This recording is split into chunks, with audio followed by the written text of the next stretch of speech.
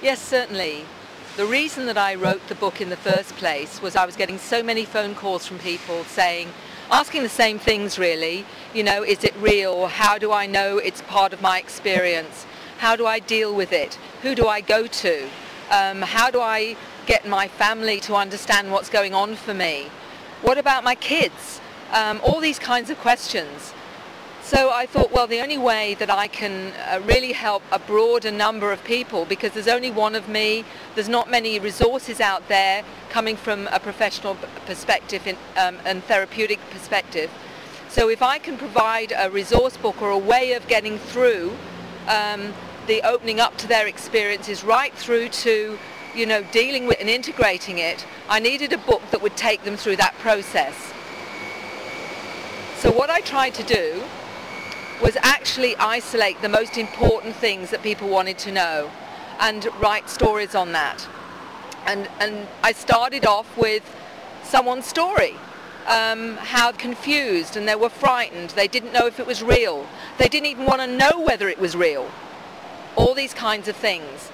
And with that story, which I call the letter, it says in it so many things that tell me that this person is having experiences, lots of things people don't even know about.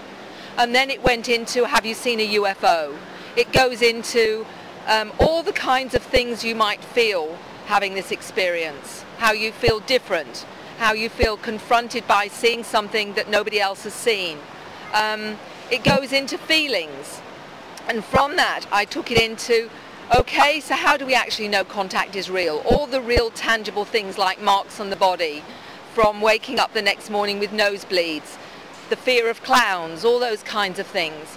And it then goes into a young lady, a case study, that tells you that some people have been diagnosed as being mentally ill because they've told their doctor that they're seeing aliens, and how in fact we've got to change that. We've got to change the way that those in traditional psychology see this as an aberration.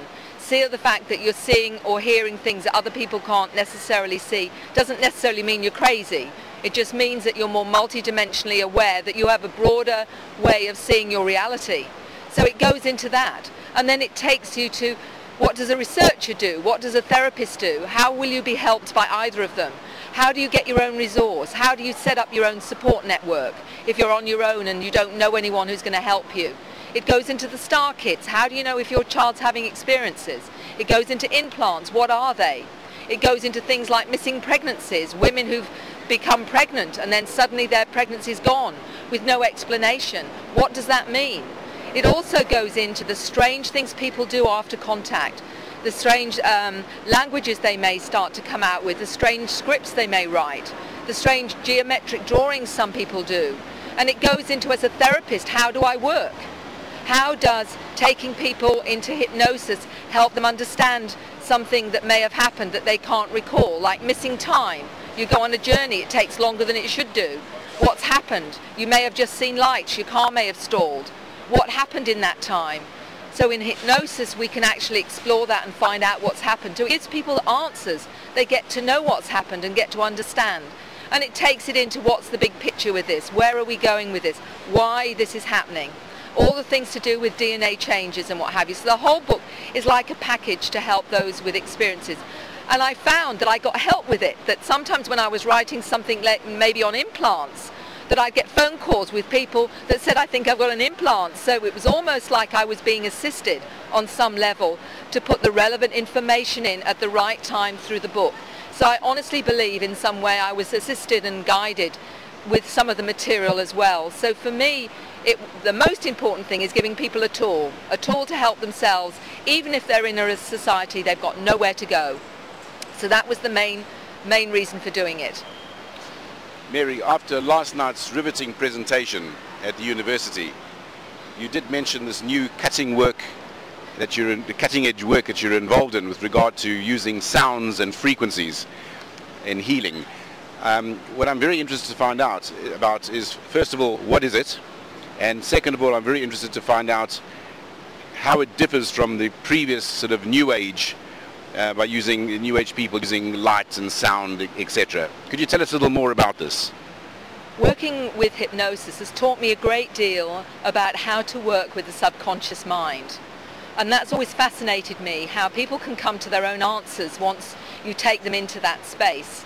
And they can actually access extra information that they have got no memory of or no awareness of in their conscious mind. And healing can come from that, from the insight or awareness that comes from accessing what I call that inner wisdom. So I've produced something that can help people actually work in their own way through my new products, which are all about working with the mind. And the reason that I found it very important, I've always been keen on understanding the latest science to do with sound and frequency. And some of the recent research coming out of Russia, for example, is showing how even human language can change the very nature of DNA. That the frequency of human language can literally alter faulty genes, for example, and rearrange them so that the cutting edge will be in the future. That instead of cutting out faulty genes, we will just need to know the right kind of frequency in language to do it. And it's on that principle that I found that, you know, healing words and things like positive affirmations that can change the hard drive that we operate from, because Dr. Bruce Lipton also has talked about working in epigenetics, and he said that even the DNA that's in a cell is only part of the story. Our cells are intelligent and that we can reprogram them, because they're programmed right from when we're in uterus, right through to 6 years old. Everything goes on our hard drive. These cells are intelligent enough to take that information and create our reality. But sometimes they're faulty messages. You've been told as a child at 3 that you're stupid. You will take that on your hard drive, and even as an adult you'll operate from you are stupid, even though you may know on another level consciously that you're not. So there are ways now to actually reprogram the hard drive with these positive information that goes into the subconscious mind through these frequencies in altered states. So what I've created is tools with my CDs, and New Mind Records is about creating a new mind. It's about putting onto the hard drive new healthy messages that you know, to give you a new way of seeing your world and reality. And you can do this. We can all do it. The affirmations, every day in every way I'll get better and better, actually will work, and they do work. You can actually do that. You can reprogram your hard drive to be healthier, to live longer, to have a better memory. All you need is the right frequencies. And so we've worked with frequencies that go into that help people to go into a trance state. We use binaural beats that balance the left and right hemisphere, so that you're